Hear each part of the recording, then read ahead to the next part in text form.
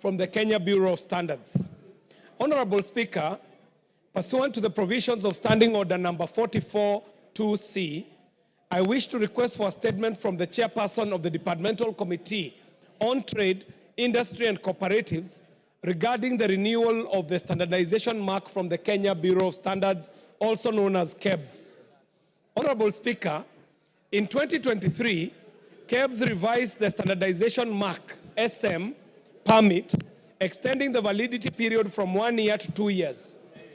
This change raised concern among businesses, particularly small and medium enterprises, SMEs, as an annual renewal period aligns better with their financial planning, operational cycles, and ensures product quality and safety in a rapidly evolving business environment. Moreover, questions have arisen about the alignment of this 2-year cycle to Kebs' mandate of supporting fair competition in the country. Honorable Speaker, it is also deeply concerning that companies restarting operations after COVID-19 related shutdowns are facing back pay penalties by Kebs. These penalties impose a significant financial burden on businesses already struggling to recover from economic hardships. Such measures hinder rather than support job creation and economic recovery, which are crucial for the growth of the nation. Instructively, the regulatory environment should support businesses, especially SMEs, in their efforts to create jobs and to contribute to economic development. Honorable Speaker, it is against this background that I request for a statement from the chairperson of the Departmental Committee on Trade, Industry and Cooperatives on the following. 1.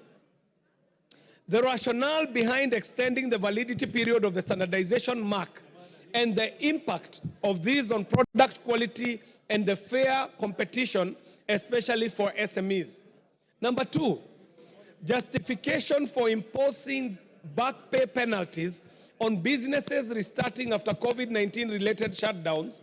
And 3, Mr. Speaker, the measures that the Ministry of Investments, Trade and Industry is taking to ensure the regulatory environment supports SMEs in economic recovery rather than penalizing these businesses that are recovering from the COVID-19 shutdown.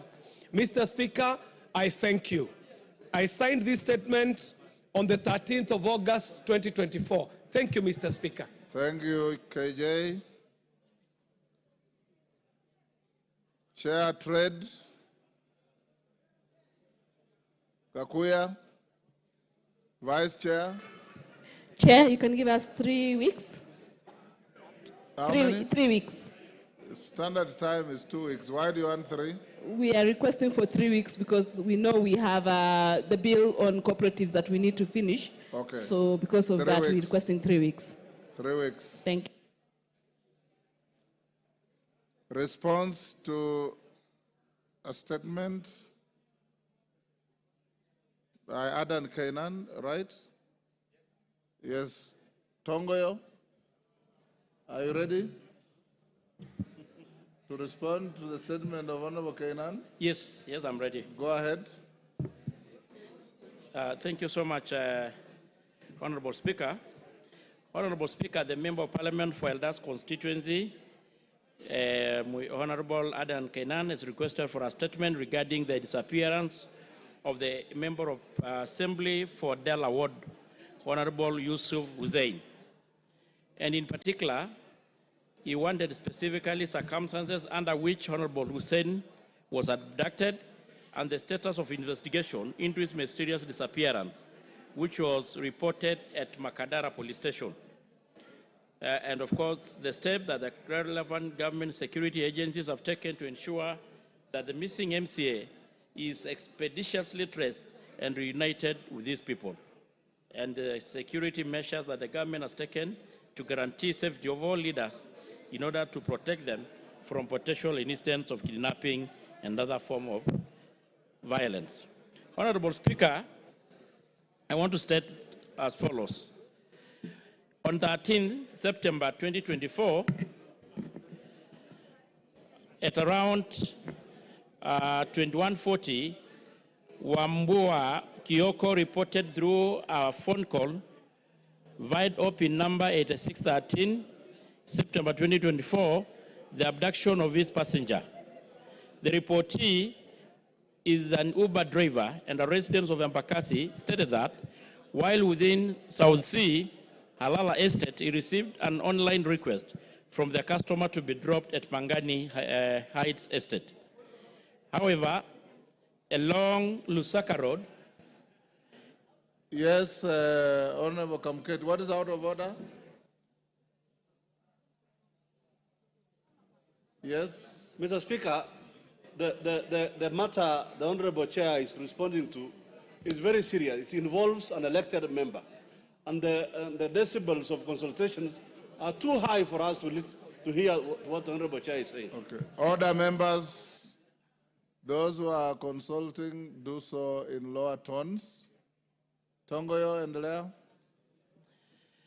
Thank you, Honorable Speaker. So I just want to pick from where I left.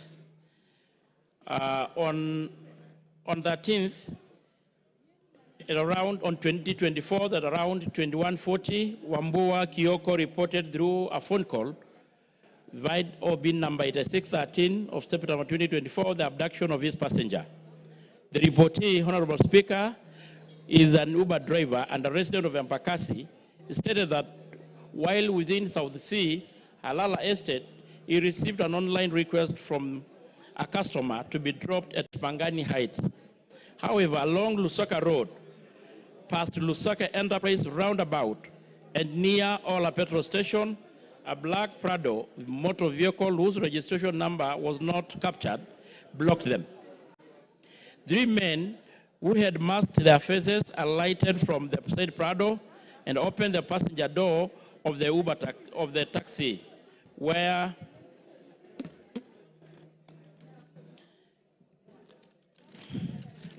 the passenger was seated. They grabbed and pulled him out of the car before dragged him to their Prado. The passenger dropped his mobile phone and make iPhone 13 inside the Uber during the commotion. The abductors further robbed the Uber driver of his telephone number, a Samsung Galaxy A025 make, valued at around 14,000 and a cash amounting to 250, before speeding off with the victim. The scene was visited, and it was established that the abductee is the Honorable Yusuf Hussein Ahmed, the MCA for Dala and Nole Ward, Elder constituency in Wajir County. Honorable Speaker, the case is still under investigation and the search is still ongoing at the time of writing this response. On the third question, Honorable Speaker, the following measures has been taken to ensure the security. The National Police Service has made as the mandate of providing security to all Kenyans in all parts of this country, and the police officers are therefore continuously sensitizing on upholding the rule of law and constitutionalism. And any leader who is intimidated or harassed is encouraged to report to the nearest police station, and investigation will be commenced without delay. Creating awareness to all members of the public to report any suspicious character within their location, and the intensifying both mobile and foot patrol. And the adoption of multi-agency approach in collection of intelligence and the heightening of security surveillance. So, Honorable Speaker, you know this matter was brought last week before you, and we also share the concern of Kenan and other members from that region that truly this is a very sensitive matter because it concerns an elected leader, and the police are still searching the MCA, and we want to ensure Kenyans and this House that the culprits will be brought to the books, and we are going to do anything within humanly possible to able to bring this person, the missing MCA. Thank you, Honorable Speaker. Yes, Kainan. Thank you, Mr. Speaker. Mr. Speaker, you have had on 13th September this month, an elected leader from my constituency, from one of the wards, was abducted. That is 14 days ago. Mr. Speaker, one of the platforms this regime used when they were campaigning was that there will be no abductions, there will be no illegal confinement, and there will be no extrajudicial killings. Mr. Speaker, the statement issued by the chairman, and I must admit that it's just a conveyor belt, lacks substance completely, and it does not allude to the circumstances of the missing leader. Mr. Speaker, here is the situation. You know, everywhere in Nairobi right now there are CCTVs. Everywhere in Nairobi there are CCTVs, Mr. Speaker. Is an elected leader. The road, the Enterprise Road, just next to where this particular leader was abducted, has so many CCTVs, Mr. Speaker. And therefore, by now, those who are in charge of this particular sector know the identities of the tormentors of this particular MCA. They know the details of the cars. They know everything, Mr. Speaker. Mr. Speaker, while it is the right of every Kenyan to enjoy the right to be heard, the right to be tried fairly, this era of illegal confinement, Mr. Speaker, and abduction is something that has never been anticipated in the current constitution, Mr. Speaker. And therefore, this answer, as it is right now, has not said anything, has not shed any light. He only said we are investigating. 14 days, Mr. Speaker, since an elected leader has, of course, every Kenyan has a right to security, but here is an elected leader, Mr. Speaker. He is still missing. Mr. Speaker, I want to also table, Mr. Speaker, just for the information, that on 6 August, this particular leader was summoned by the County Security and Intelligence Committee of Wajir, Mr. Speaker, and this is what the letter says. The Honorable Yusuf Hussein, MCA, Anole Delaware, the telephone meeting with the County Security Committee of Wajir. You are told you are requested to, I've just learned this, Mr. Speaker, and this is what the letter says. You are requested to attend a meeting on Thursday, 8 August 2024, at the County Commissioner's Office, Wajir, at 10 a.m.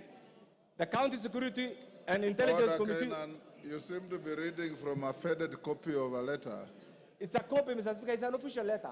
I'll give it to you. I'll hand over. You can counter-check. It's official. Okay.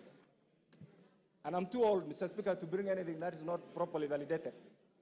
Mr. Speaker, the County Security and Intelligence Committee wishes to discuss with you issues touching on the security within Dela and Nolewad. I want to table this document, Mr. Speaker. Mr. Speaker, taking this into account, this is a lead document. Meaning, therefore, there must have been some issues between that particular MCA and the County Security Committee. If that has been escalated to the national level, we are not saying he has committed crime or he has not committed crime, Mr. Speaker. But if truly this person who has been missing, why don't you produce him and take him to court? And therefore, Mr. Speaker, this answer, and I empathize with my good friend Gabriel, you have not said anything. They have not given you anything. In fact, they are setting you up. This answer has not said anything at all, on the whereabouts of that particular leader. And therefore, Mr. Speaker... Pass on the letter to him. You've made the point. Bashir?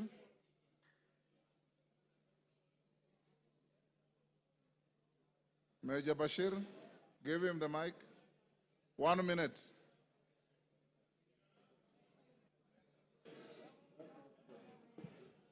Thank you, Honorable Speaker.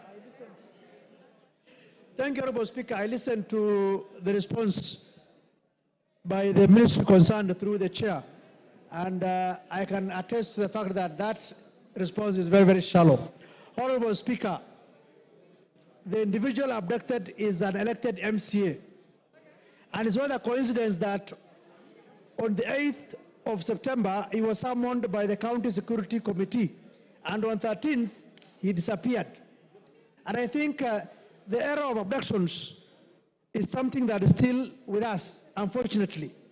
So we call upon the government, especially the security agencies, to immediately and urgently find where the MCA is. The family is organizing. They don't know what to say. And the worst part is that the National Police Service has not even come to address this matter and even talking to the families concerned to tell them what they're doing about it. We want them to do what they are supposed to do, to protect lives and properties of Kenyans. And we ask them to tell us where this elected MCA is at this point in time. It's now 2 weeks since his abduction. And there are CCTV cameras in the whole of this country, especially in Nairobi. How come they are unable to know who abducted the MCA? The Uber that he has used has recorded a statement. They can see it. He knows. However, the CCTV cameras cannot be traced. It's unfortunate also. So we ask that statement is not. Thank you, Mr. Speaker. I have listened to the response of the chairman of the committee I belong to. It's not sufficient, Mr. Speaker. It's 14 days since the honorable member was abducted.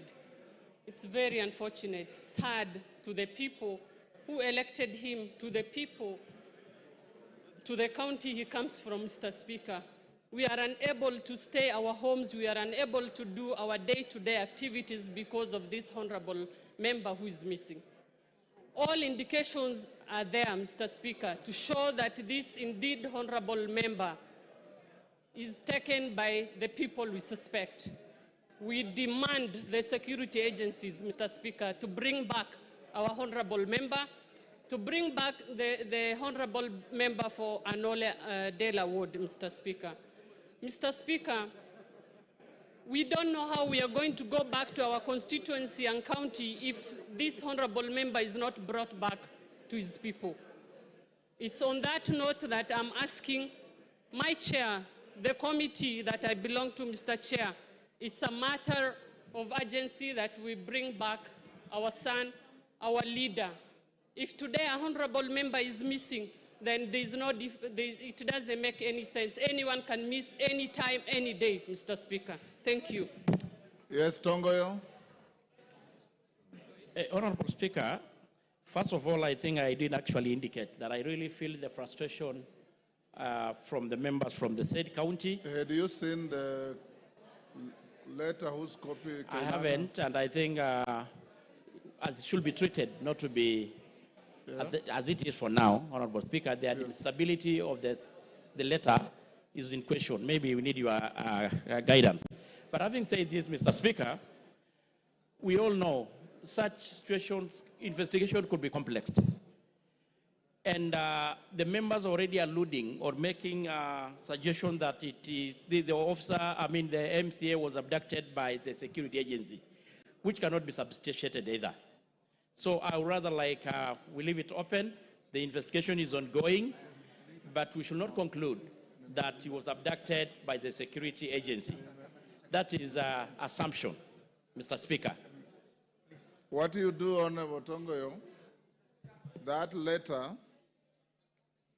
that no soliciting, that letter has a telephone number, and on the face of it, the signatory is a DC, or you call them what? Is a county commissioner rather.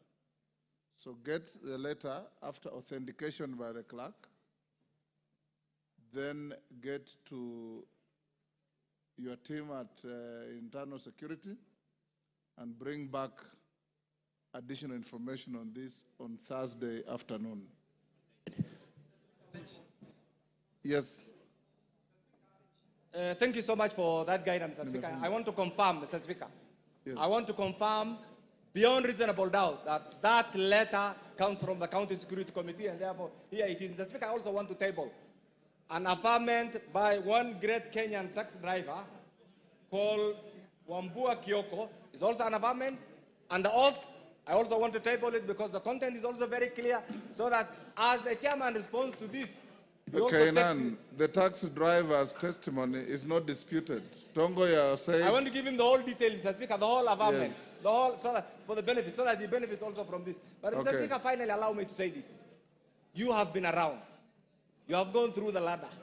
You have served the three arms, actually, let me say, almost the three arms of government. You know what it is. Not almost, I have. You have served the three arms of government, and you know what it takes. Mr. Speaker, no amount, and I want Togoyo and other groups to hear this, no amount of blackmail, no amount of intimidation, no amount of whatever somebody wants to do will allow us to forget the existence of Honorable Yusuf Hussein. Those who are holding him, I want them to hear where I am. I want them to hear what I'm saying. We will not allow you to get away with that crime. Produce Honorable Yusuf in court. Yes. That is what the due process demands. Produce him to court. Produce him in court. Deal with him in court. But hold him in, Mr. Speaker, we will not allow it. That is not the modern day Kenya. Give the papers to the clerks. Honorable members, allow me to acknowledge the following schools in the gallery. Kalulini Comprehensive School from Kibwezi West, Makueni. Oak Tree Primary School from Mavoko, Machakos. Timao AI PCA Mother Council from Buri, Meru. Kamwiru Boys Secondary School, Kirinyaga Central, Kirinyaga. Honorable Kaimenyi, Women Leader Meru, has asked me to acknowledge the Mother Council from Timau. You can do so in 1 minute and welcome the rest of the schools on our behalf.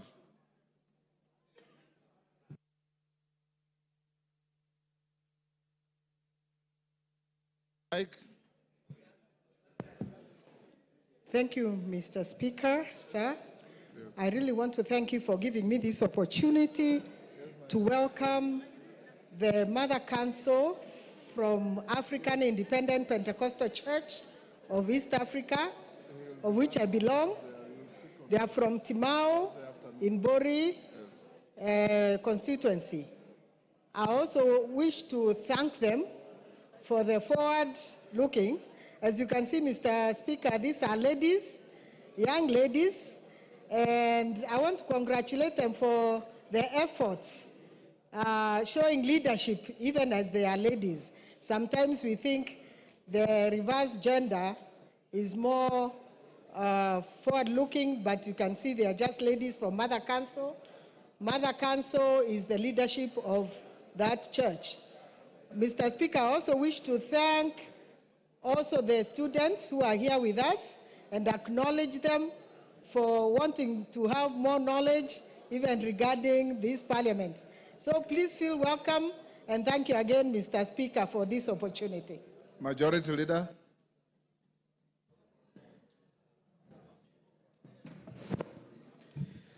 Thank you, Honorable Speaker. Honorable Speaker, on Thursday, 19th September 2024, on my behalf, the Chair of the Health Committee, Honorable Pukose, issued a statement, the usual Thursday statement on behalf of the House Business Committee, which met on Tuesday, 17th September 2024, to prioritize business for consideration during the week. Honorable Speaker, it was indicated to the House that the Cabinet Secretary for the Ministry of Environment, Climate Change and Forestry would appear before the House to answer questions tomorrow, Wednesday, 25th September 2024. However, I am in receipt of a letter from the Cabinet Secretary stating that he is out of the country on official duties. He is accompanying His Excellency the President to the Republic of Kenya to the 79th session of the United Nations General Assembly, UNGA 79 in New York. Honorable Speaker, following further consultations, we have scheduled the Cabinet Secretary for the Ministry of Youth Affairs, Creative Economy and Sports to respond to questions that touch on the following thematic areas. A, state of preparedness of key sporting facilities to host international events.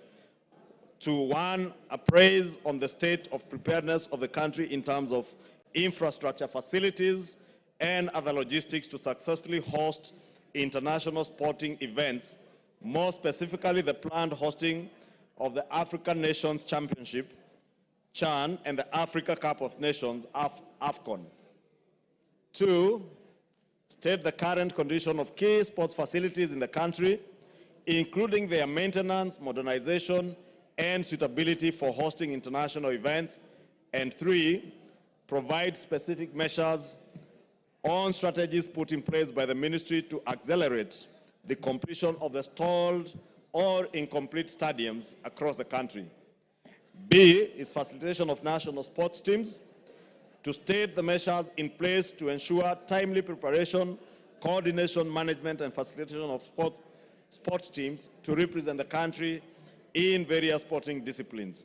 And C, Honorable Speaker, is a mandate of the Kenya Academy of Sports to one, appraise on the challenges facing the Kenya Academy of Sports in the development of grassroots talent in the country and the measures to address the challenges. And two, outline the number of sports academies that have been set up nationwide, including details of their effectiveness at the grassroots level and whether there are strategies in place to ensure their continuity. Thank you, Honorable Speaker. Thank you, Majority Leader. Next order. Order number 8, the Mark Beans Bill, Senate Bill number 13 of 2022, second reading, question to be put. Thank you. Order, members on their feet, take your seats. Members on their feet, Busia Women Rep, take your seat.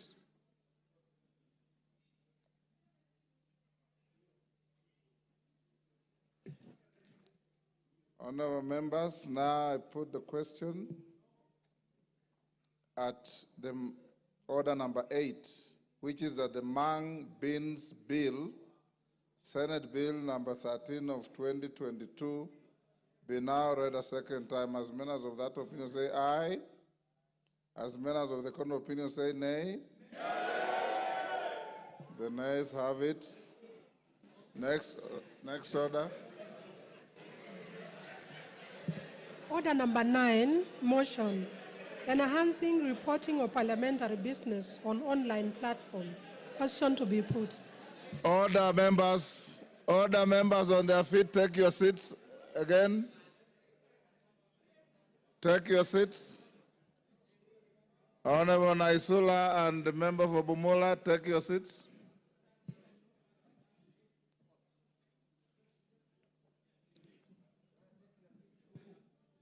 Honorable Ruku, take your seat. Honorable members, I now put the question at order number 9, which is that this House adopts the report of the Select Committee on Parliamentary Broadcasting and Library on enhancing reporting of parliamentary business on online platforms, laid on the table of the House on Wednesday, 4th October 2023. As members of that opinion say aye. Will those of the contrary opinion say nay? The ayes have it. Honorable members, I had promised you that I'll allow you 1 hour to ventilate on the issue of NG-CDF, and I'll invite your leaders, starting with the Majority Leader on NG-CDF judgment, and then followed by the Minority Leader. If we can give them 5 minutes each, then the rest of the members, you can take 2 minutes each. Is that okay? If we say 5 and you have 1 hour, very few will speak. So let's do 3. Kimani Chungwa, you can go with 5 minutes. Junet, be ready with 5 minutes.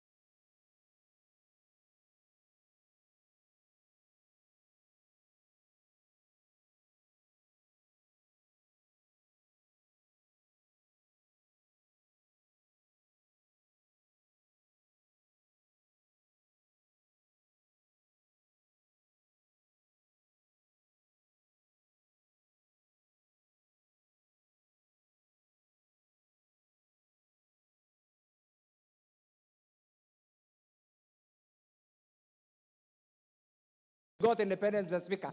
In our place, we say CDF is our government. Mr. Speaker, I want to ask myself, the framers of the current constitution, we read Article 1, sovereignty and intention, Mr. Speaker, and rubbish the role of the elected members of parliament, Mr. Speaker. I have one message for you. We have seen the actions, the inactions, the activities, the inadvertence of these busybodies, whoever they are. Can you stand firm? Can you stand firm as members of parliament? It's not about the usual complaining, no. Can you stand firm, bring a constitutional amendment so that we entrench the NG-CDF in the constitution so that we remove it from the ambit of this gullible and vulnerable busybody, Mr. Speaker? Mr. Speaker, for how long shall we deny Kenyans the right to enjoy a piece of the national cake, Mr. Speaker? I'm shocked and dismayed, Mr. Speaker, to see a ruling, and ideally, Mr. Speaker, the role of the three arms of government, Mr. Speaker, is interdependent, is to support each other for the good of the well-being of Kenya, Mr. Speaker. But when you have a targeted approach, Mr. Speaker, to rubbish one arm, then doesn't add value. Mr. Speaker, finally, what I want to say is this.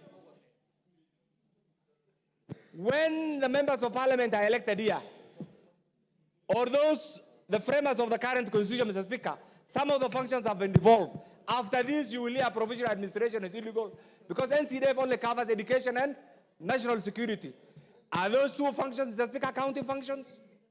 They are not county functions. These are national functions. So, colleagues, if you want to remain relevant, I know it's not the ambit of the members of parliament because we have delinked NCDF from the member of parliament. It's completely an independent entity. That still is being pushed to the member of parliament. I beg you, if you want to remain relevant, if you want your constituents to develop, stand firm, wake up tomorrow, put your heads together, put this entity, entrench it in the constitution so that there is no room for any busybodies. Thank you, Mr. Speaker. Kadambi. Charity Kadambi.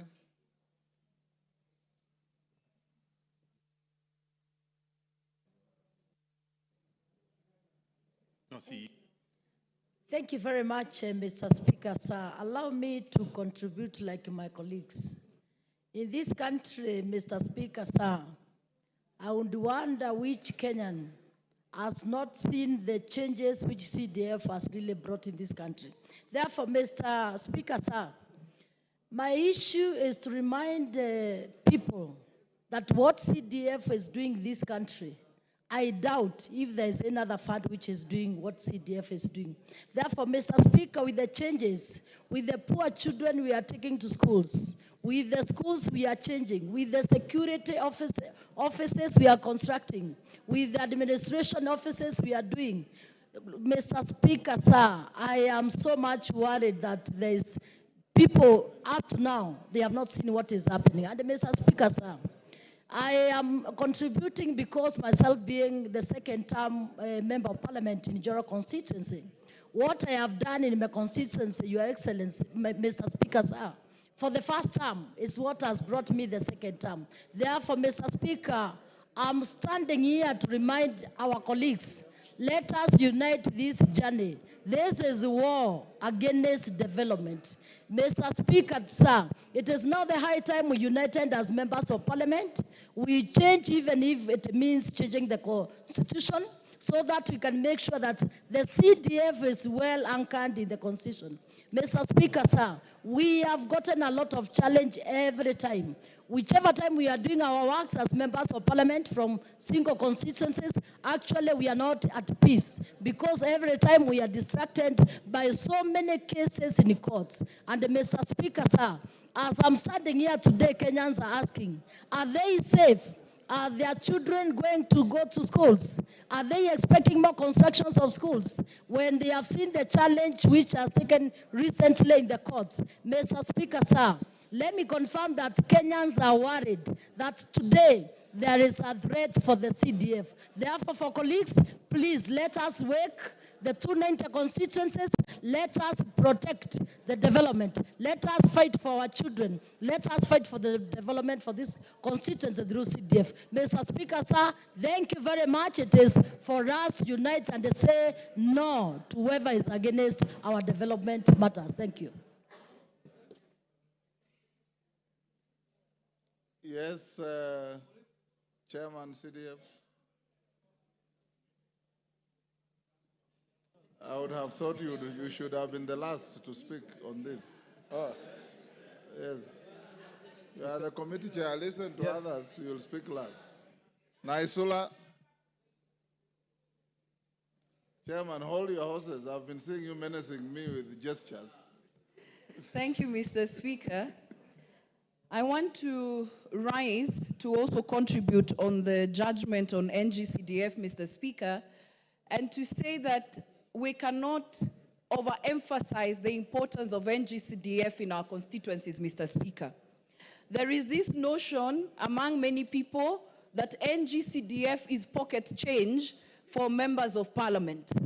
I want to say without fear or favor that if there is one fund that there is accountability for, it is NG-CDF.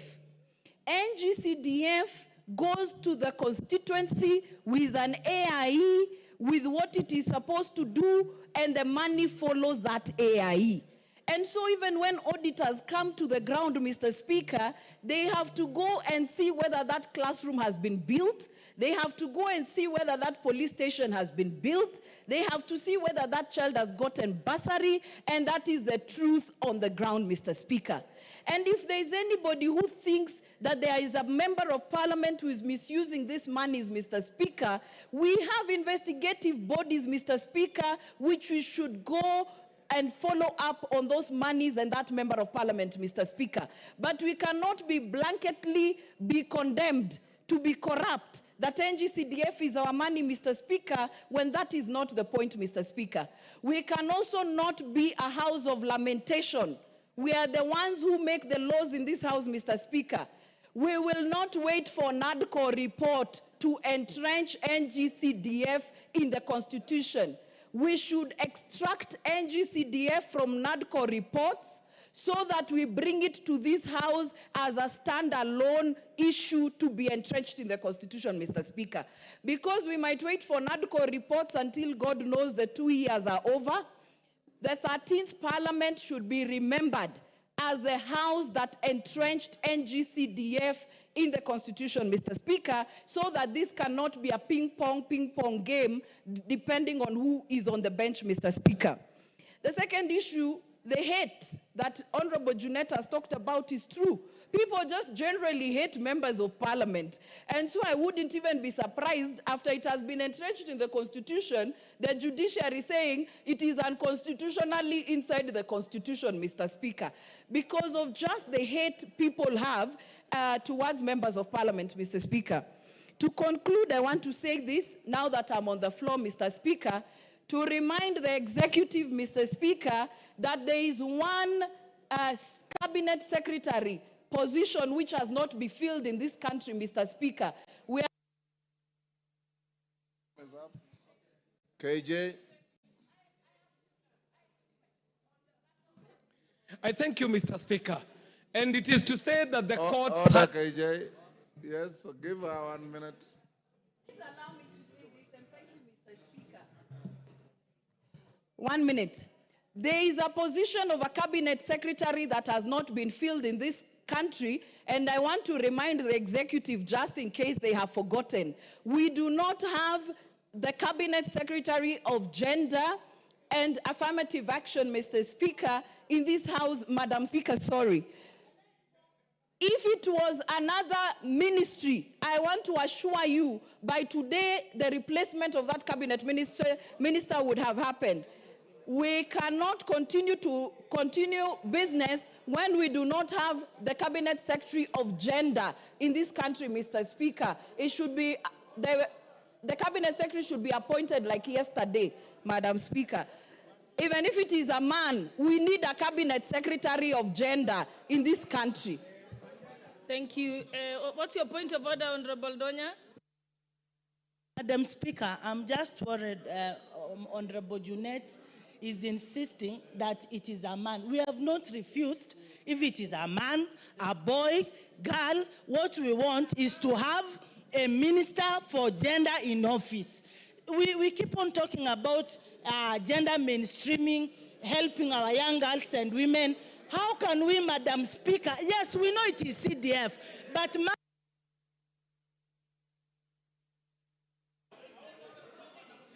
Thank you. Honorable KJ, you may proceed. You are on the floor.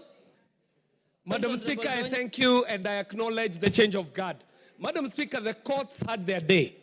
Today, it is Parliament that has its day to remind the courts that even the courts can err, that they can make mistakes, Mr. Speaker.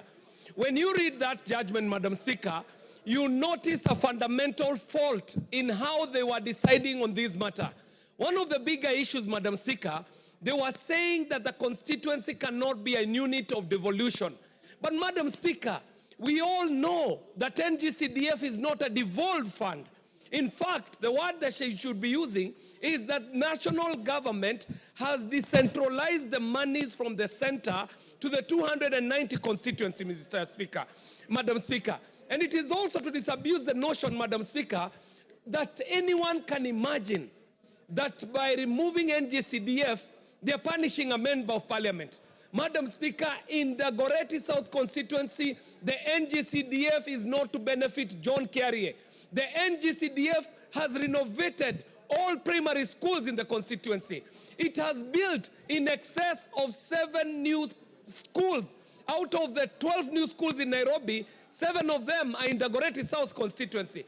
Madam Speaker, it has improved the working status of the officers in Gao, made sure that our people are served in dignified places. So, Madam Speaker, I would want to agree with all the members who are saying that Article 95 and 96 allows this House to make laws, Madam Speaker, and no other entity can make laws. And if that be the case, then we, as the 13th Parliament, must agree that we are the people who are going to entrench this NG-CDF in the Constitution so that it can continue bettering the life of members. Finally, Madam Speaker, we all agree that even if we have devolved units called counties, the devolved units called counties have served more as devolution for corruption rather than devolving services to the people. Madam Speaker, Nairobi City County receives in excess of 30 billion Kenya shillings from division of revenue and monies that they raise as own revenue. That means that in the Goreti South constituency every year, I should be feeling the impact of around 2 billion Kenya shillings coming from Nairobi City County coffers, Madam Speaker. But if you go to the constituency called the Goreti South constituency, what you shall find are the projects that have been put up by this most visible, best managed, and most effective fund called the NG-CDF. So, Madam Speaker, let's do what is necessary. Let us entrench NG-CDF in the Constitution to make. Honorable members, allow me to recognize the presence of Kiwanzani Academy from Kitui West constituency, Kitui County, who are seated in the public gallery. On behalf of the members of the National Assembly, we welcome you to Bunge. Thank you. The Honorable Amolo Otiende.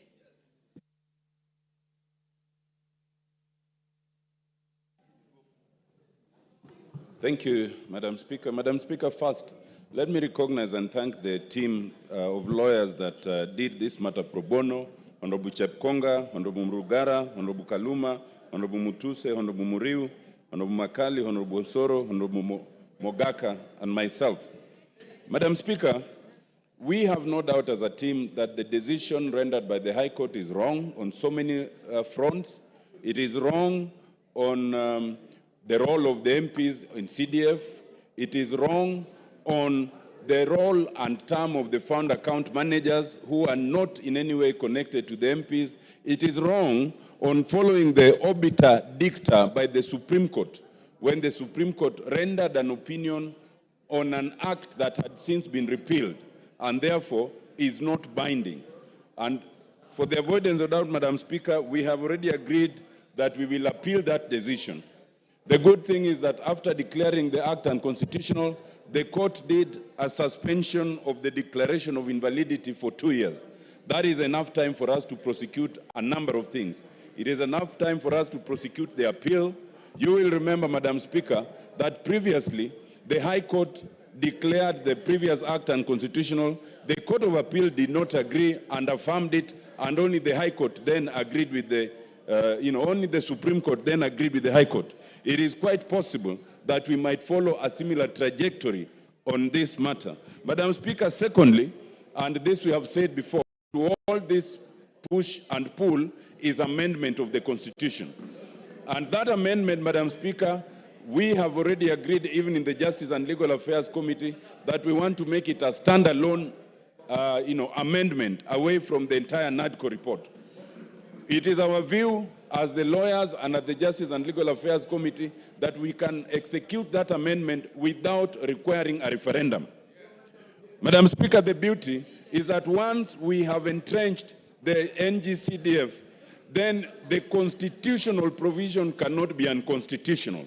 It will be along the lines of having entrenched the judiciary fund, and that then should be a proper cushion. But once we do the amendment, we will then again have to redo the act itself. We do not have the Cabinet Secretary of Gender in this country, Mr. Speaker. It should be, the Cabinet Secretary should be appointed like yesterday, Madam Speaker. Even if it is a man, we need a Cabinet Secretary of Gender in this country. Thank you. What's your point of order, Honorable Donya?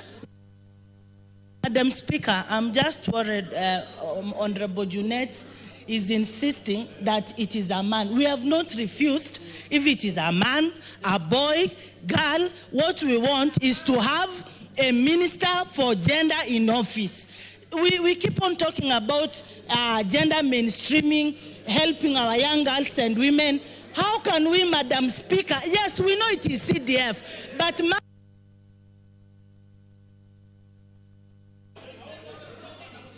Thank you. Honorable KJ, you may proceed. You are on the floor. Madam Speaker, I thank you and I acknowledge the change of guard. Madam Speaker, the courts had their day. Today it is Parliament that has its day to remind the courts that even the courts can err, that they can make mistakes, Mr. Speaker. When you read that judgment, Madam Speaker, you notice a fundamental fault in how they were deciding on this matter. One of the bigger issues, Madam Speaker, they were saying that the constituency cannot be a unit of devolution. But Madam Speaker, we all know that NG-CDF is not a devolved fund. In fact, the word that she should be using is that national government has decentralized the monies from the center to the 290 constituency, Mr. Speaker, Madam Speaker.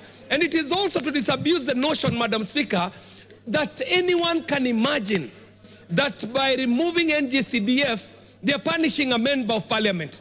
Madam Speaker, in the Goretti South constituency, the NG-CDF is not to benefit John Carrier. The NG-CDF has renovated all primary schools in the constituency. It has built in excess of 7 new schools. Out of the 12 new schools in Nairobi, 7 of them are in the Goretti South constituency. Madam Speaker, it has improved the working status of the officers in Gao, made sure that our people are served in dignified places. So, Madam Speaker, I would want to agree with all the members who are saying that Article 95 and 96 allows this House to make laws, Madam Speaker, and no other entity can make laws. And if that be the case, then we, as the 13th Parliament, must agree that we are the people who are going to entrench this NG-CDF in the Constitution so that it can continue bettering the life of members. Finally, Madam Speaker, we all agree that even if we have devolved units called counties, the devolved units called counties has served more as devolution for corruption rather than devolving services to the people. Madam Speaker, Nairobi City County receives in excess of 30 billion Kenya shillings from division of revenue and monies that doing other mundane things which has no benefit to our people. Madam Speaker, I'm trying to urge the members of Parliament, let us not lament like people who have no hope. This Parliament has power to ensure that we are able to cure this issue or these myriad issues of litigation against NG-CDF once and for all. Though, Madam Speaker, we are going to the Court of Appeal. We have a strong case. We know we can be able to win it. But the ultimate goal is to ensure we have entrenched the fund in the Constitution in such a way that in the future, nobody can come back and claim that the fund is unconstitutional.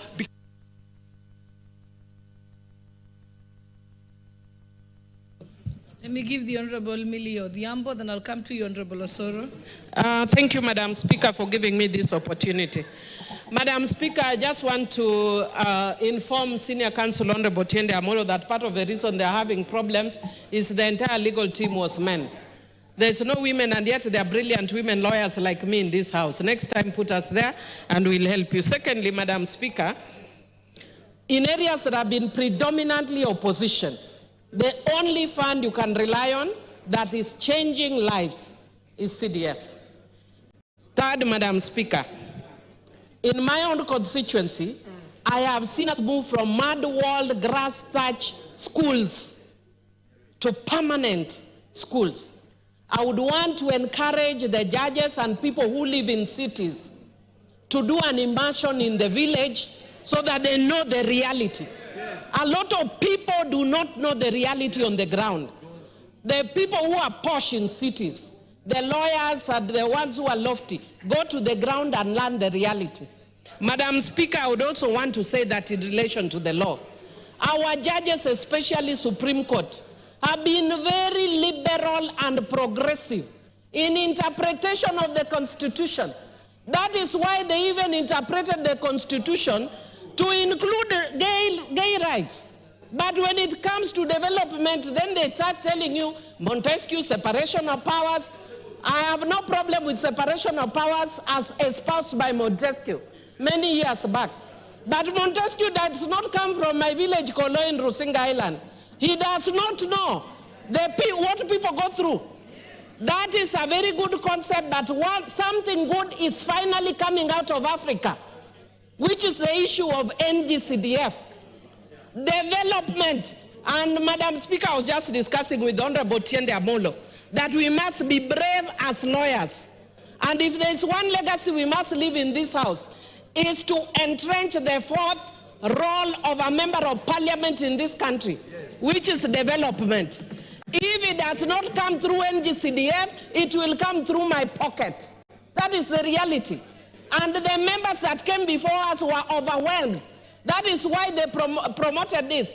Right now, the role of MPs has totally been removed. But MPs are still being harassed. Put it and make MPs have a role. I have no excuse. Anybody can bash me what they want. But as an intellectual and as a bright lawyer, this is one thing I am willing to defend to my grave. Bora usiguze NG-CDF.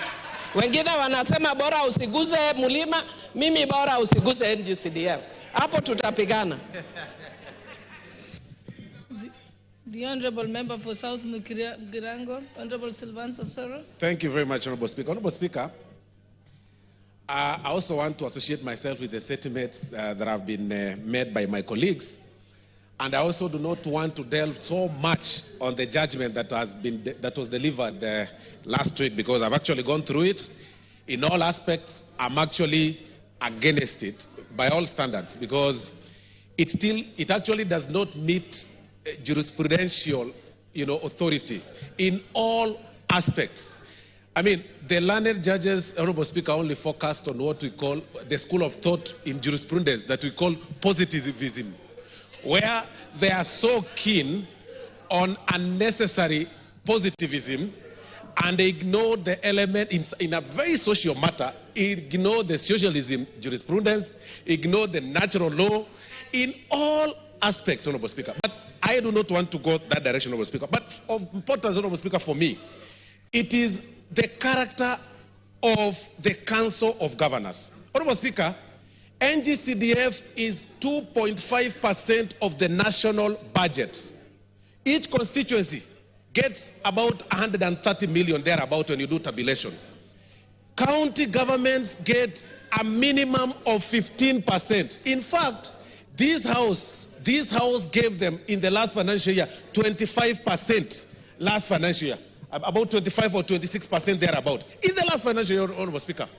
Honorable Speaker, when you do tabulation, you'll realize that in the 2.5% that we get, or the constituencies get in terms of the NG-CDF, each constituency gets about 120 million at the highest, or 140 million shillings. Honorable Speaker, with the allocated amounts in the counties, some counties that get about 11 billion in the shared revenue, place in their budget 500 million for the office of the governor's expense. 500 million. But NG-CDF for the consumption of the common mwananchi, only 100 million. With 11 billion in some counties, and even some of them getting up to 15 billion, you will actually need a microscope, and I've said this several times, to see what governors do. But they were the first people to go in court, Honorable Speaker. They applied to be interested parties in this matter. They even wrote a letter to the Chief Justice. And in now very common character and demeanor of the current court, Honorable Speaker, they've applied what we call judicial activism, populist rulings, populist judgments, where they now get their jurisprudence from Facebook, from social media, from messages they get, and sometimes from some political leaders who are against very important concepts.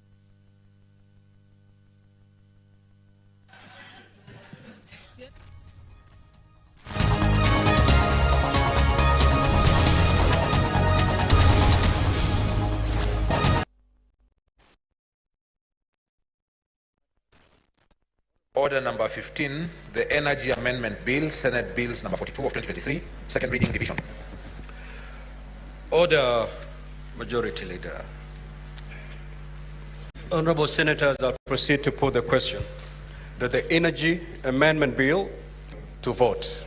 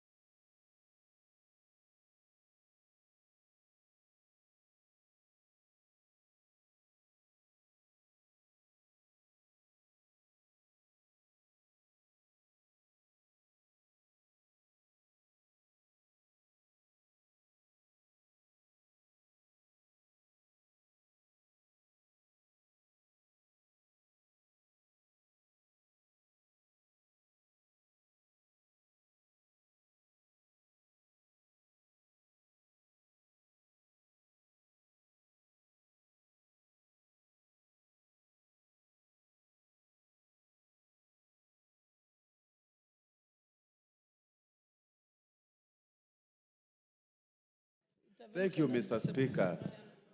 Madam Speaker, I just want to join my colleagues in what they have said. CDF doesn't belong to members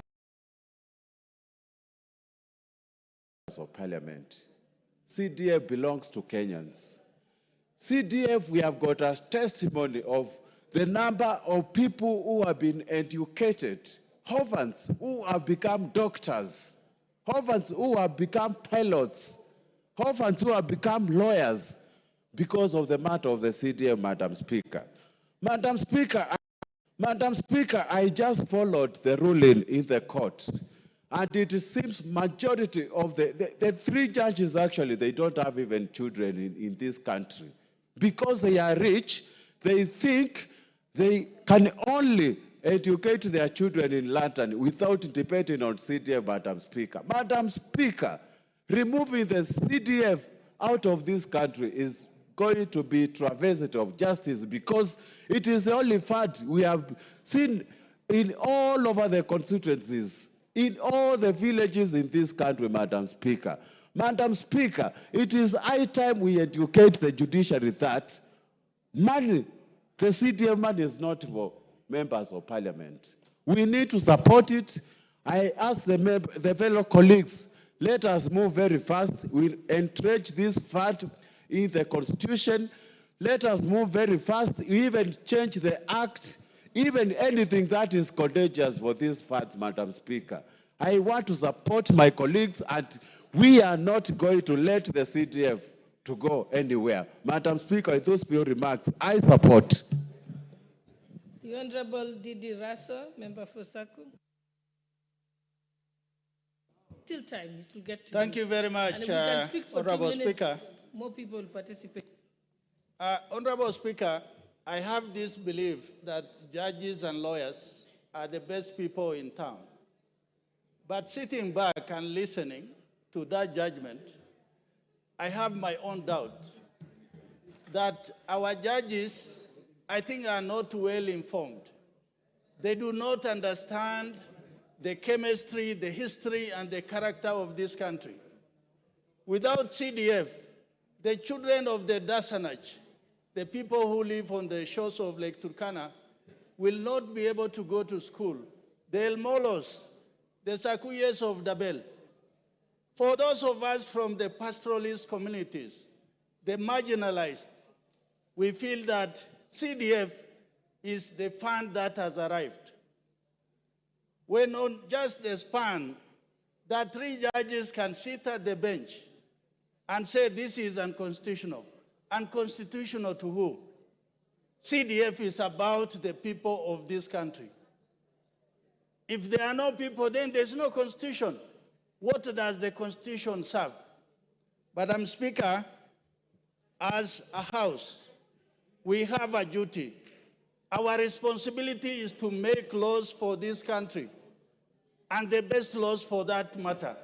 And we must enact the laws for CDF, that it must be enacted in the Constitution, so that those judges must feel that the House has powers to do what is right for the people of this country. Madam Speaker, without CDF, 3/4 of the children of Marsabit today are not going to school. If no CDF, there will not be enough school in the pastoralist areas. But what the MPs have done is to think around, to think out of the box, to allow the people to settle and to allow schools to be put up. Education is the greatest equalizer. If no CDF, then there will be no that equality. For that reason, I agree and I accept what the honorable lawyers who represented us in court are saying. Let us move with the speed and enact the national government CDF in our constitution. Thank you, Honorable Speaker. The Honorable Member for South Imenti, Honorable Shadrach Mwiti, who was actually the first this afternoon. Thank you, Madam Speaker. Education is a pillar in this country. And for this country to prosper, education is very important. Secondly, Madam Speaker, security is vital to protect our people. Hence, NG-CDF is very critical for us to make education and security. Madam Speaker, I concur with my fellow honorable members that NG-CDF is very important to be dispersed through the honorable members of this House. Madam Speaker, there is a perception, especially from the county government, that the members of the National Assembly don't utilize the funds in the right way. Madam Speaker, if you assess our constituencies, you'll find that most of the projects are done by the members of the National Assembly and not the county government. Madam Speaker, interference of the NG-CDF means crippling development in the constituencies, and also, Madam Speaker, it means bringing down the central government. The funds from the NG-CDF are from the central government, and there is no relationship between the NG-CDF and the funds in the central government. Madam Speaker, I support that the Act should be entrenched so that we can have the funds having disbursed or having no more interference in the future. Madam Speaker, it is frustrating when the legal fraternity is interfering with the NG-CDF, knowing very well that the children of this country, the bright students, and also the disadvantaged students are highly supported by the NG-CDF. Thank you, Madam Speaker.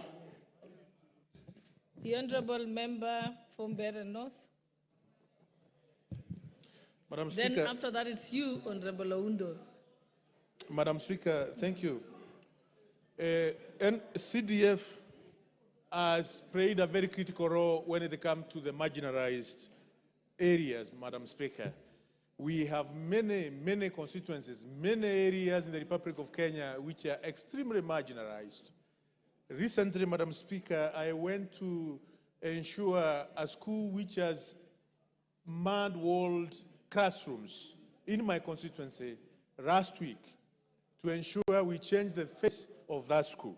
And those photos, Madam Speaker, when I posted them on my social media, many Kenyans could not believe that we have such kind of schools in some of our constituencies.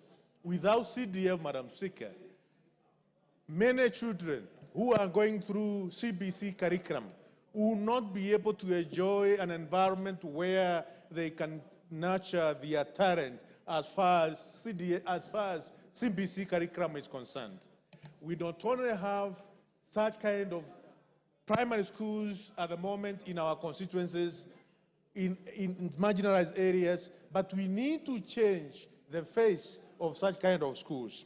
If we don't have CDF, Madam Speaker, most of our communities, most of the children of the very poor in marginalized areas will remain disadvantaged, will remain in big problems, and they will not be able to achieve what they are supposed to achieve, because these are, in most of these marginalized areas, you'll find we have very bright kids who can go even to AFAND through scholarship if they go through the training process, the schooling process in the most appropriate way. Madam Speaker, I want to rebuke the judgment which was made by the 3 judges. It's high time this House come up with the amendment of the Constitution so that we can entrench CDF in the Constitution, so that kids, children of the very poor can also be able to enjoy the education which other kings of the rich are enjoying. It can't be. It's only in academies where we have proper running atmosphere. Even in those areas, the kings of the very poor, they also deserve proper environment where they can nurture their talent, they can nurture their skills, and they can be children of the world. They can be able to work in every corner of our nation, not only of our nation, but every corner of the world. Madam Speaker, I support what the members have said, and we need to craft. The Honorable Member for Funyula, Honorable Ounda. Thank you, Honorable Speaker, for this opportunity. Let me take this opportunity to sincerely thank our colleagues who stood in for us during this long, odious battle to save the lives of the people of Kenya. Honorable Speaker, I attended the judgment that Friday, and we left with the heavy legs, heavy heart, and I can see my friend Droppings was here with him, and I sincerely felt that it was extremely unfair on the tone and the wording and the way the three judges dispensed of the matter. Honorable Speaker, I want to tell the people of Kenya very, very clearly. Number one, the import of the judgment was that a constituency is not a service delivery center. So it means essentially any person who votes in a constituency is simply a voting machine whose voice cannot be listened in the eyes of the judicial officers. They simply said, Honorable Speaker, they only recognize the counties. They do not recognize the constituencies. In their own words, they say that constituency is merely a center of representation, but it's not a center of service delivery. So therefore, people of Funyula constituents, for example, cannot come together and go anywhere and demand development. They'll be told by virtue of that judgment, you have no local standard, whether that's right or not, to demand any development. Honorable Speaker, I want to take the judges through history. We used to have rural district-focused development. And Honorable Speaker, you saw the inequitable distribution of resources in this country. Up to now, Honorable Speaker, there are parts of this country, they have never seen piped water. There are many parts of this country, Honorable Speaker, if it wasn't for CDF, they will not even have a classroom in their constituencies. And we want to appeal to the judiciary. Do not live in ivory tower. Just come down here and realize how bad things are. Come down here and see the importance, the impact of NG-CDF. Compare with the 12 or so years of devolution, and let's do a comparative analysis, Honorable Speaker. It does not require anybody to do anything. You simply have to appreciate. At times, the law judicial activism must be laced with public policy, public interest, Honorable Speaker. I want to urge our colleagues, time to lament is now gone. We must save the people of Kenya from these beast bodies in wherever they are. It's time.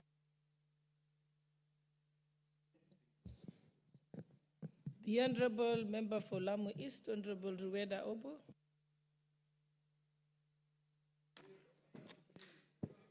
Asante Bispika. Nami nipate nafasi nizungumze kuhusu hii NG-CDF. NG-CDF kwa wengine, kwa maeneo bunge mengine, ndio pesa peke yake unatarajia. Kama tuseme kama Lamu East na constituencies na maeneo bunge mengine mengi ambao wametengwa. Hapa tukiangalia rekodi, ukiangalia mambo kama kwa mfano stima bunge hii katika mwaka uliopita pesa ya bajeti iliyopangwa, utaona eneo bunge la Lamu Mashariki imepewa milioni 4 na maeneo bunge mengine kuna eneo bunge moja limepewa milioni 450. Hii pesa ya CDF, NG-CDF, ndio pesa ikitolewa Hakuna ubabe. Kila mtu, kila eneo bunge limepata pesa yake, wanajipangia wale kulingana na zile na sheria inasema. Hivi sahihi pesa ikiletwa hapa national government, sisi itakuwa kwenda mbio, maeneo bunge mengine itabakishwa nyuma zaidi, tutatengwa zaidi. Kama haya ambao upande mwingine mbinu, in fact ya mbinu ya mambo yote ya serikali inafaa iende kama hivi inavyoenda NG-CDF. Kama ni stima, ni ile finance bill walitupa, lakini mimi nilipenda sana kwa sababu ile ilikuwa inasema kila eneo bunge ipate milioni 50. Niliipenda kwa sababu hiyo, ili angalau tupate milioni 50 kila eneo bunge, na zile zinazobakia kama atakuzichezea msondo, kule kwetu kuna ngoma inaitwa msondo, wazichezee. Lakini angalau tumepata kitu ya kufuatilizia. Sasa hii NG-CDF kuna kitu angalau eneo bunge inaweza tegemea, na huwa pia haitoshi mpaka tupate huku national government. Lakini ukiangalia zile za national government zinazoenda maeneo bunge yetu utasikitika. Mfano mzuri nimewapatia ni hiyo energy. Angalieni rekodi. Energy imekuwa kigawanywa vipi, na ambapo eneo bunge kama Lamu Mashariki haina hata inchi moja ya national grid. Lakini kama ilikuwa imetufuata mtindo kama wa NG-CDF, tukiwa na hakika kila mwaka tuna milioni 50, ingekuwa imesonga kitu kidogo. Sahihi tunasikitika na inatuuma sana, na hatujui anatulekeza wapi. Kwa sababu kama leo hivi ninavyokuambia, President alikuwa ametusaidia kwetu kwa sababu elimu iko chini, na madhara ya elimu kwetu yameonekana. Vijana wameonekana wakienda kule wanavyokwenda. Ikabidi tusomeshe walimu, tukapewa nafasi za kupewa kuandikwa kazi, ikawa walimu wamepatikana ni 2 peke yake wa kutoka Lamu Mashariki. Ni hii NG-CDF ilikuwa tuokoe, kwa sababu hii NG-CDF sahihi wanasomeshwa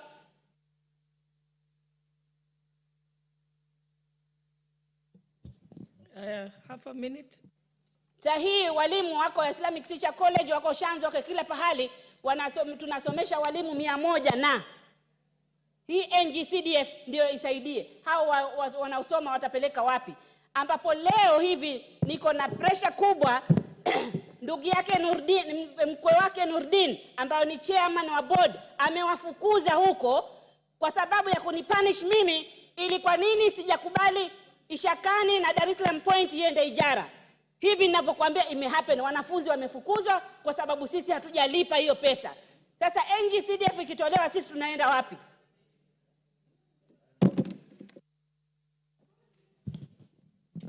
The Honorable Member Makilap. Thank you, Madam Speaker. I want to say from the onset that the ruling by the judges was actually an affront against the will of the people of Kenya that elected us to this parliament. Members of parliament represent the interests of the people of Kenya. We are the lawmakers. The judges are the law interpreters. It is now time again for members of parliament to let the judges that we are the legislators. We shall make the law again clear so that they should be able to interpret it correctly in pursuit for justice for the people of Kenya. Madam Speaker, CDA fundraisings.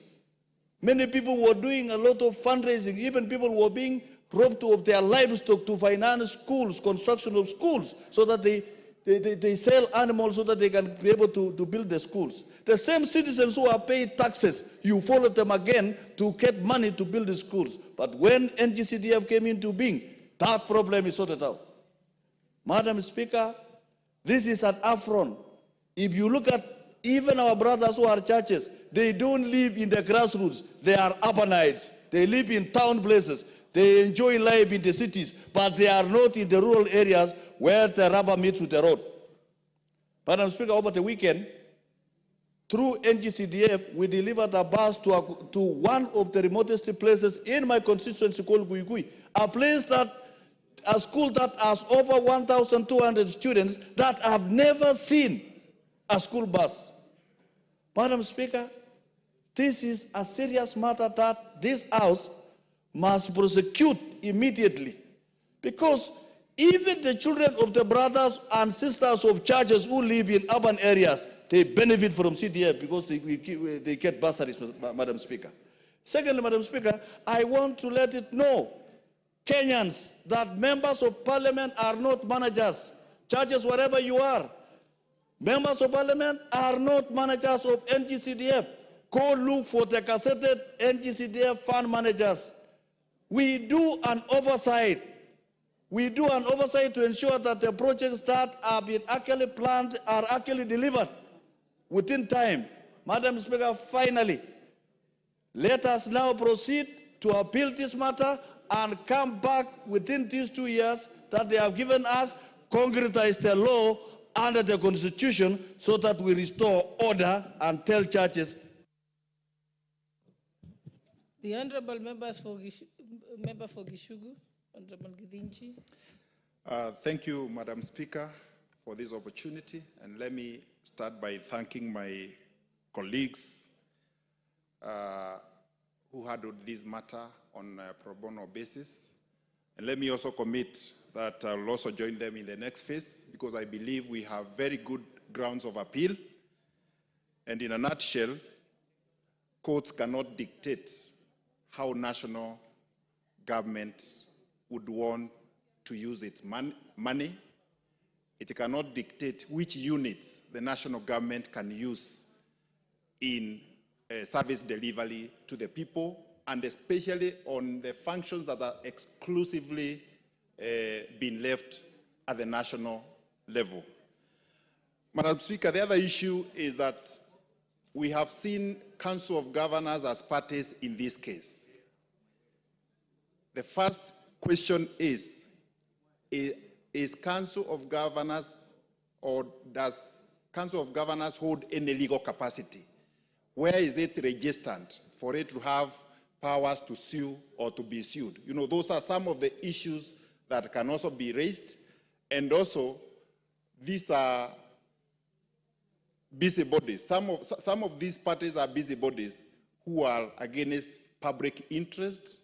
And, Madam Speaker, it is also the right time to utilize this opportunity. I remember Honorable Mule from Matungulu and I were the trailblazers in trying to entrench the CDF into the Constitution.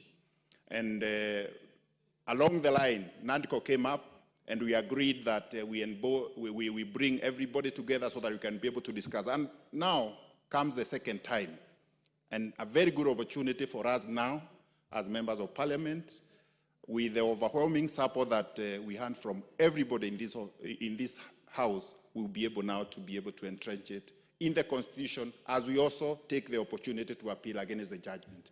Thank you, Madam Speaker. The Honorable Member for Ugenya, Honorable David Ochi. Thank you so much, Madam Speaker. Madam Speaker, I have a different view from the rest of the membership. Madam Speaker, it cannot be said that the CDF is extremely important for the growth of this country. But, Madam Speaker, as a parliament, we have fallen short. Every time we've had a chance to deal with this matter with finality, we move in a hurry, we move with emotion, we don't do what's supposed to be done. We've amended the CDF Act so many times without getting it right. So, Madam Speaker, I believe that we can do this time round with a level head, a cool head, get it right. Let's entrench the constituency as a level of devolution. That's what the court is telling us to do. That if the word is a level of devolution, can we entrench the constituency as a level of devolution so that it works out? Number two, Madam Speaker, members of parliament representing constituencies, stop going out saying the CDF is your fund. It isn't your fund. Members of parliament say, oh, my CDF cannot be touched. It is not yours. But you go out talking about it as if it's your fund. That's what the court is saying. They don't want members of parliament putting their hands in CDF. I agree with their right. Let's change the law to ensure that what the court is saying is not right is made right. We cannot come here and start saying, oh, judges did this. That is their role. Our role is to make law. Judges' role is to interpret the law. We can't keep abusing judges every time they do something against us. It's not the way you run a country. Madam Speaker, let's move with speed and ensure that the amendment that we're going to propose, like Honorable Kennedy said, clinically deal with NG-CDF. Don't put things like Senate oversight or this and that. Let me give you an example, Madam Speaker. There's a bill brought to this House in the 11th Parliament. Every member almost liked it. It was about moving election date from August to December. But on the voting day, we couldn't raise 233. We had 227, twice. If members believe in this, let's put our heads together. Let's get a good law. Let's not blame everyone else apart from ourselves. It's us to blame. We are the lawmakers. Madam Speaker, I support and I hope that we can soon do this to ensure that the CDF is entrenched right inside the Constitution. I support.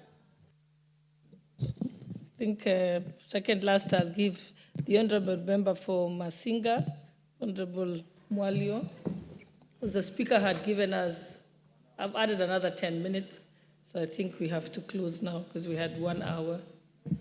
Thank you, Madam Speaker, for the opportunity to be able to speak about the NG-CDF. Since I was elected in Parliament in 2017, I've been a member of NG-CDF committee, and I have seen a lot. In that committee, we move doing some inspections in all the constituencies, and I think I have been able to go around in almost 100 constituencies.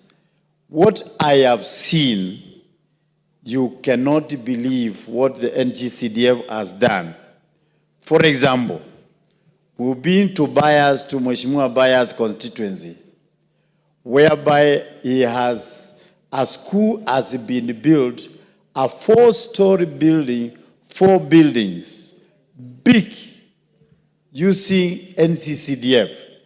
You think that you are in alliance and you go to that school, and it is all done by NG-CDF.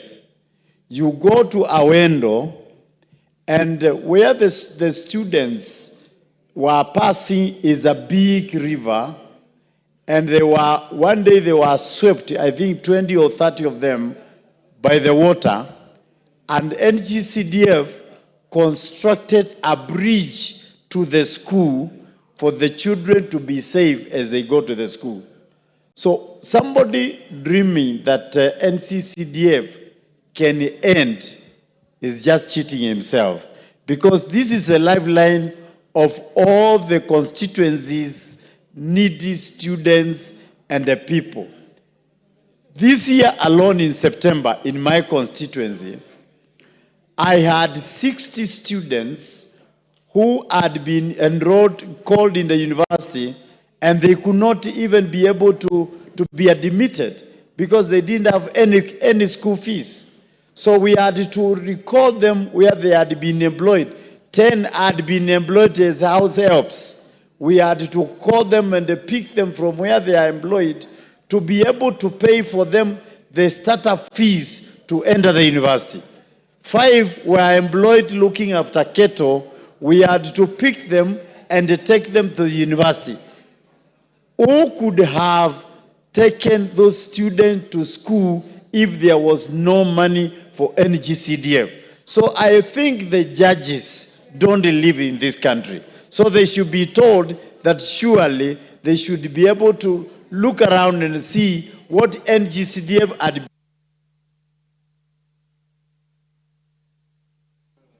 The Honorable Sirma, you're going to have the last bite on this. So, now. Honorable members. Thank you. I don't have that luxury to give one person more because of the time. It was 1 hour. The Speaker added 10 minutes. That time is lapsed. Put it on. Mr. Speaker, thank you for the opportunity you have given me.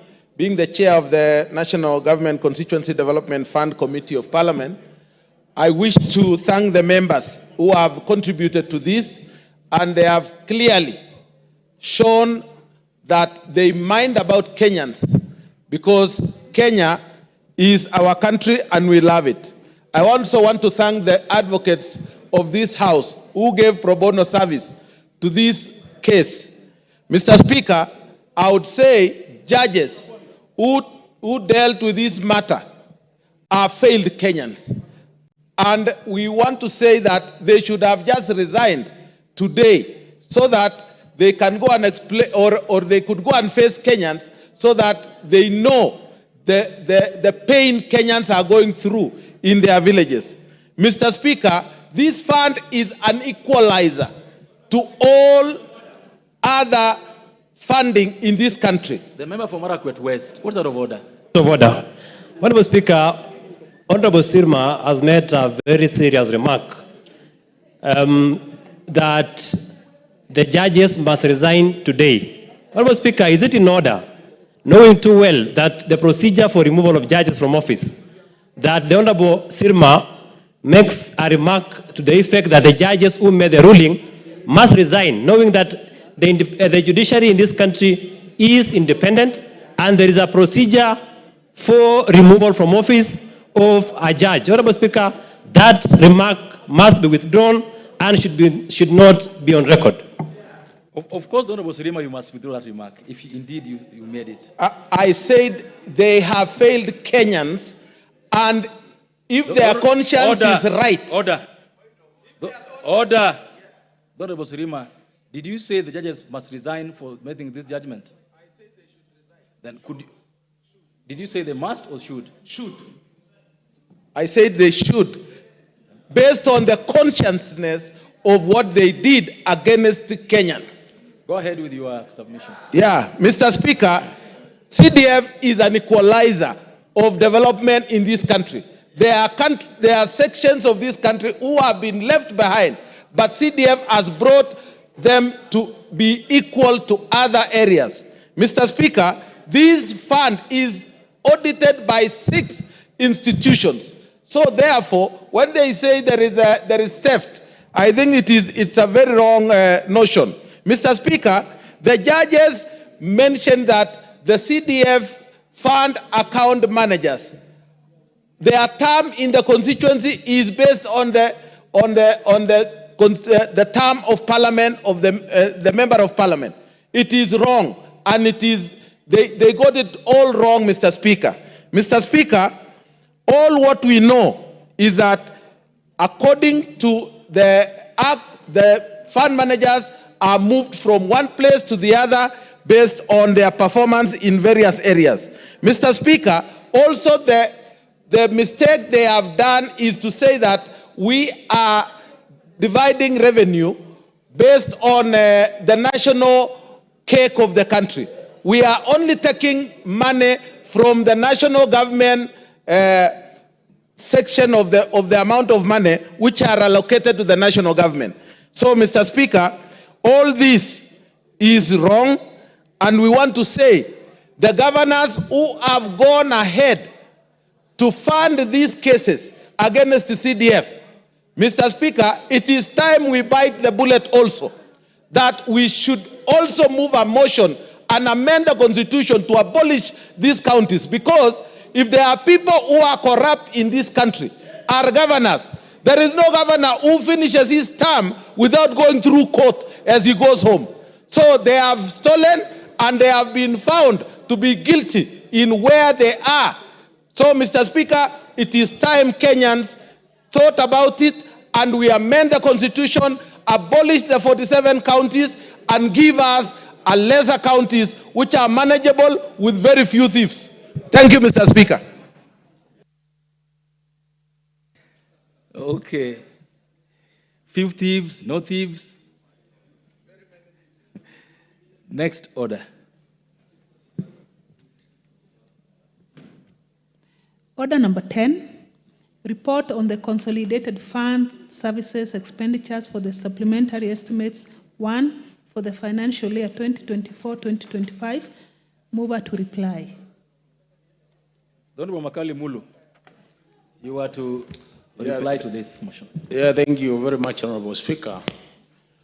Honorable Speaker, I want to start by thanking all the members who contributed to this important motion.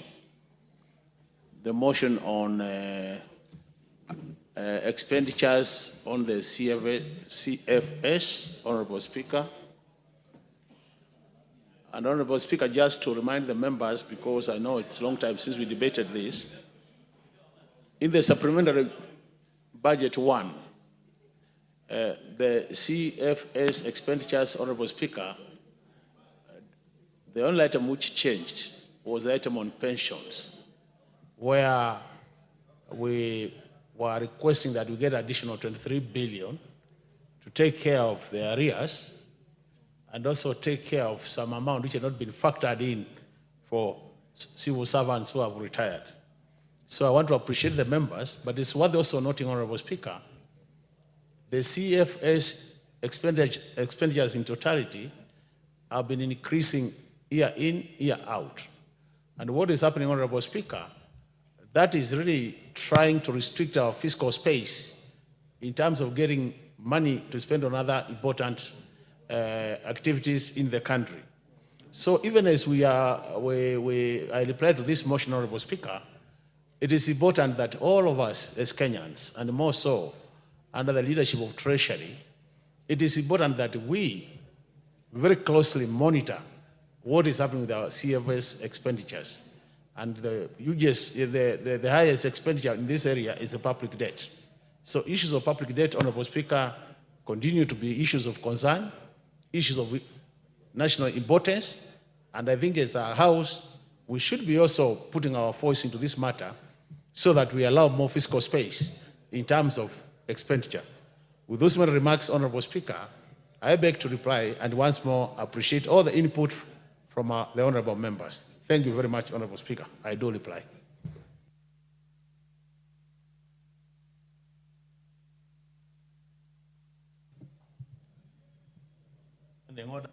Makali Mulu, you want to come back? Yeah, Honorable Speaker, I wanted to come back, and I want to, I'm standing on standing order number 53, Honorable Speaker, where I want to, 53, Section 3, where I want to request that we defer the putting of this question to another day, Honorable Speaker, if you allow.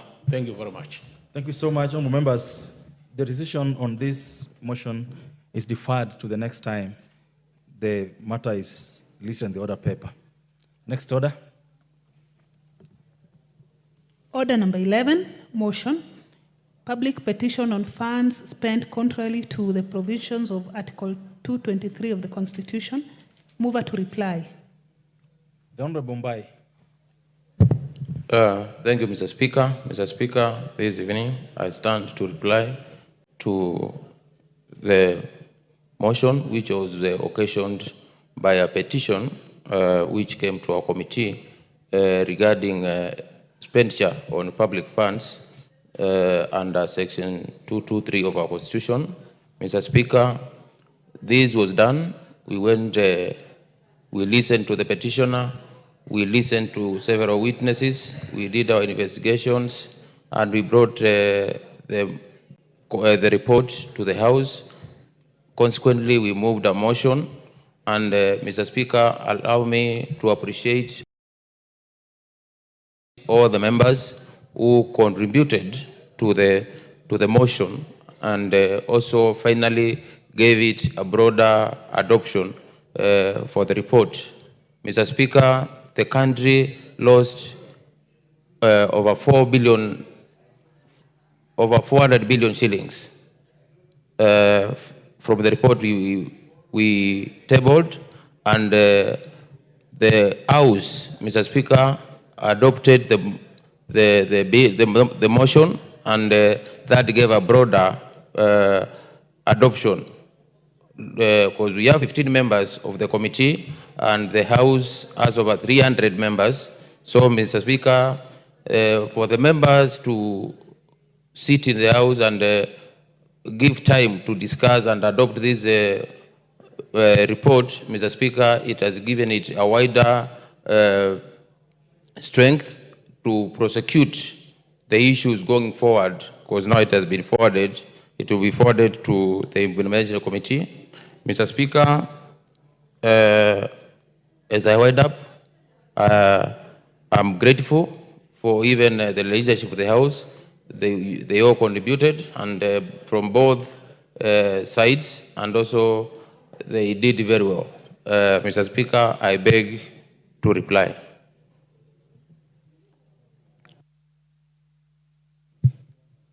Is Honorable Mbai? Yeah, thank you, Mr. Speaker. Mr. Speaker, Mr. Speaker, following standing order number 53.3, I beg we defer putting the question to another date. Thank you so much, Honorable Mbai. Honorable members, just like the previous motion, the decision on this particular motion will be made the next time this particular matter is listed in the order paper. Next order.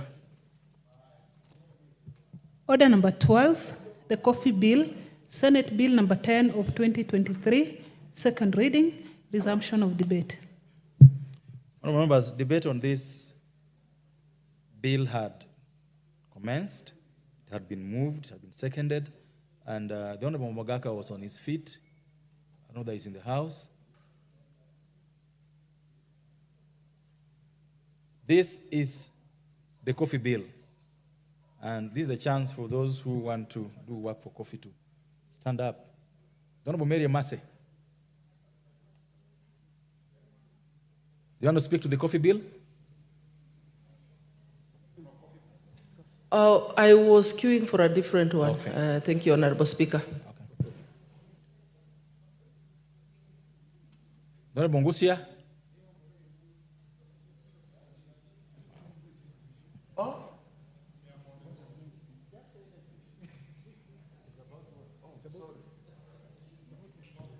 Honorable Gichimu, go ahead. Mr. Speaker, thank you very much, Mr. Speaker, for giving me this opportunity to contribute to this coffee bill.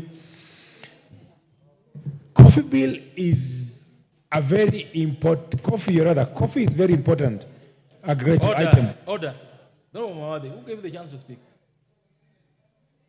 This chance is for the member for Honorable Gishimu of Gishugu.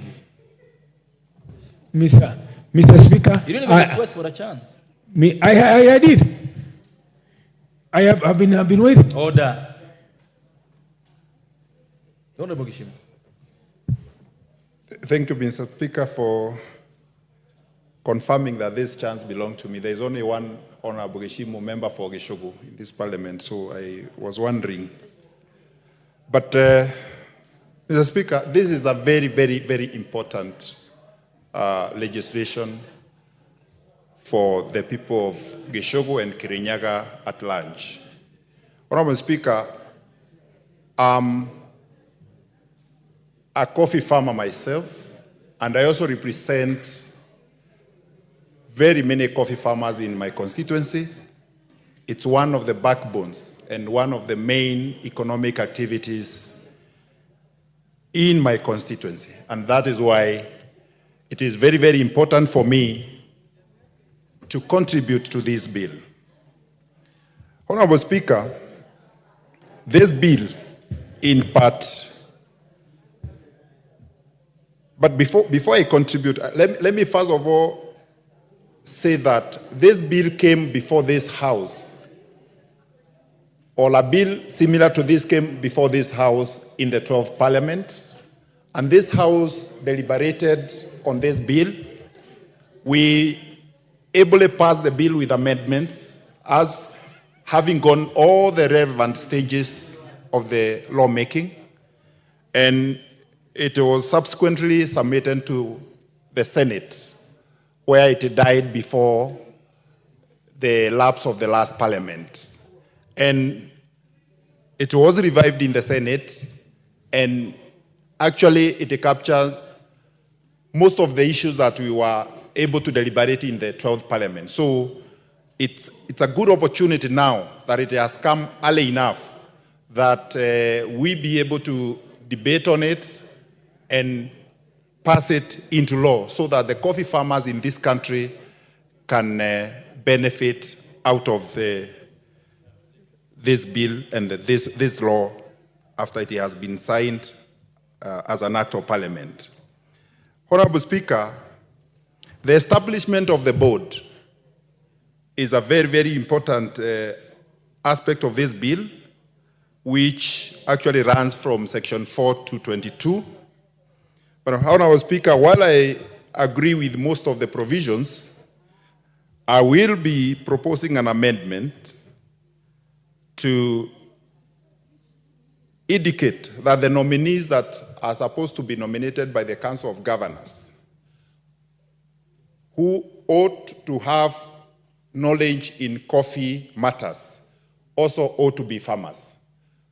Because it is not defined what is knowledge in coffee matters. I might have just read a book about coffee, and that can make me a person who has a knowledge in coffee matters. So for the farmers to have better representation from the unions, from the Council of Governors, I believe those two nominees by the Council of Governors, on top of having knowledge in coffee matters, also ought to be farmers. Another area that I will also be seeking an amendment is to exempt the farmers who are appointed by the largest union of farmers or organization of farmers to have 3 years experience in management. That will lock so many farmers who can be qualified, because farmers are supposed to be, their experience is in farming. It is not in management. So, Honorable Speaker, that is an area that I feel we need to exempt that class of people, or farmers, so that they are not locked out of the board. Honorable Speaker, I'm also delighted to see that part of the functions of the board is on market intelligence and market promotions for coffee in the international market. And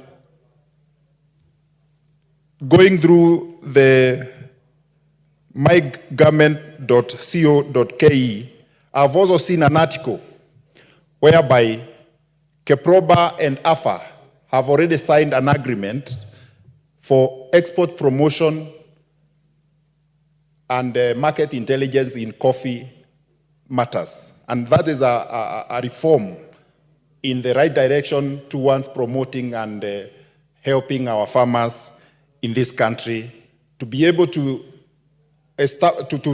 command the already established market, and also to create or to come up with new markets so that our farmers can be able to increase their earnings.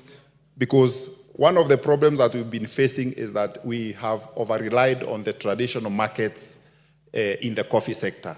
It is the right time we empower those agencies in this country who spend and use taxpayers' money like Keproba. Keproba was born out of